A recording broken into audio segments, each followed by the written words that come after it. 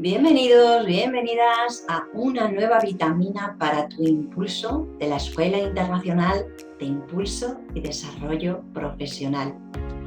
Y comenzamos una nueva serie de vitaminas para tu impulso dedicadas a la gestión del conflicto, algo fundamental e imprescindible dentro de los entornos profesionales y de los equipos. Tenemos que partir de la base de que el término conflicto viene del latín confluere, con el significado de combatir. El conflicto, por tanto, es inherente al ser humano y a la interacción con otras personas, dado que nuestras propias diferencias individuales hacen que veamos de manera diferente una misma situación. Actualmente consideramos que el conflicto es un rasgo inevitable en las relaciones sociales y personales, desvaneciéndose afortunadamente poco a poco ese concepto negativo del conflicto. De hecho, aún sigue siendo una situación muy temida y evitada por las personas, sobre todo precisamente en esos entornos profesionales, por dos razones fundamentales. Una es que no tenemos tanta confianza como con las personas de nuestro entorno personal. Y en segundo lugar, por la elevada carga emocional que se genera dentro de los entornos profesionales, precisamente por todo aquello que está en juego. El problema estriba en que todo conflicto puede adoptar dos vertientes, una constructiva y una destructiva. Por lo tanto, la cuestión no es tanto eliminar o prevenir los conflictos, sino saber asumir esas situaciones conflictivas y enfrentarse a ellas con los recursos suficientes y las herramientas adecuadas para que todas las partes implicadas en el conflicto salgan enriquecidos de ella. En realidad, un conflicto tiene lugar cuando dos o más personas están en desacuerdo sobre un hecho o una situación, percibiendo que sus intereses son incompatibles y que en ocasiones se expresan de manera agresiva, incluso pudiendo tomar acciones a su favor, pero que puedan perjudicar a las otras partes.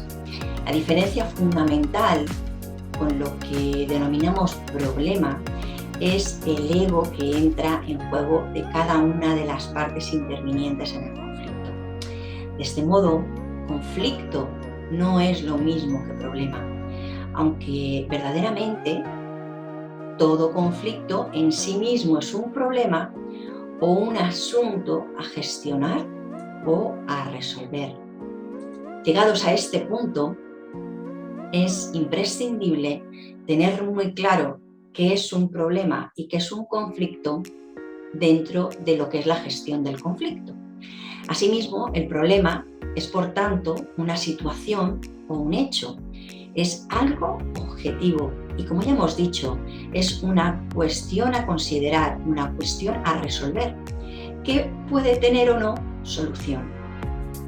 Por otro lado, el conflicto son esas diferencias entre personas y que hay ocasiones en las que solamente es una percepción, ni siquiera es real el conflicto. Al contrario que el problema es algo subjetivo, que, como ya hemos dicho, es muchas veces temido y evitado y que también, como hemos dicho, es inherente a todas las relaciones interpersonales. El problema radica en que con frecuencia confundimos problema y conflicto e incluso tratamos de abordarlos de igual manera. Entender estas diferencias nos va a ayudar a buscar siempre la mejor solución posible. Pues bien, ya que hemos dejado muy claro ese origen de conflicto, cómo se puede generar o no, vamos a pasar ya a esos 4 tips que te van a permitir gestionar un conflicto siempre desde la perspectiva positiva y con el mejor resultado posible. Hoy te voy a dar los dos primeros. El primero es determinar la causa del conflicto.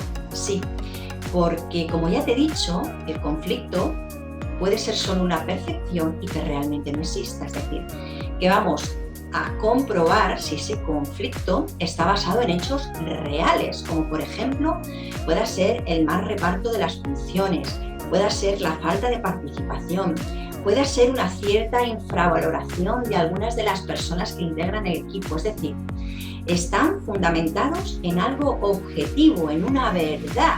Es un problema, como ya hemos dicho.